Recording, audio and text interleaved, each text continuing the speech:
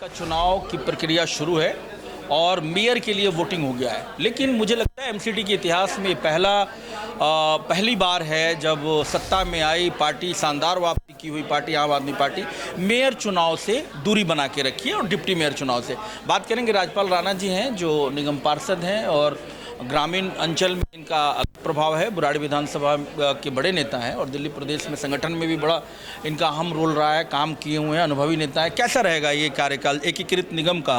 पहली बार आपकी पार्टी को मिल रहा है मौका। आज दिल्ली में ट्रिपल इंजन की सरकार बन चुकी है और दिल्ली का जो विकास कार्य पिछले 11 साल से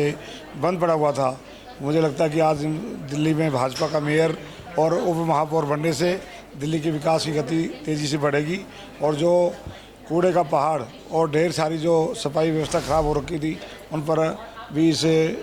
का प्रभाव पड़ेगा और बहुत जल्दी दिल्ली का विकास होगा। राजा इकबाल जी पहली बार भी मेयर एक बार और बनाया गया, क्या लगता है एक चुनावी एक स्ट्रेटेजी है बीजेपी को, पंजाब में कमल खिलाना है, इस वजह से सरदार जी को ज़्यादा मौका मिल रहा है? पार्टी के हमारे उच्च नेताओं का जो निर्णय जो लिया है वो बहुत ही अपना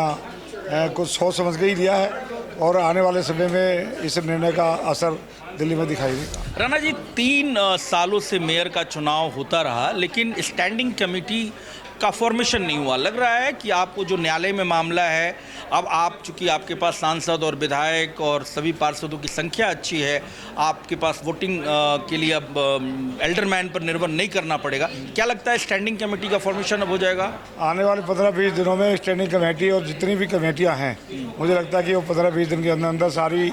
समितियां बन जाएंगी और स्टैंडिंग कमेटी भी बन जाएगी, जिसके कारण दिल्ली में 5 करोड़ तक का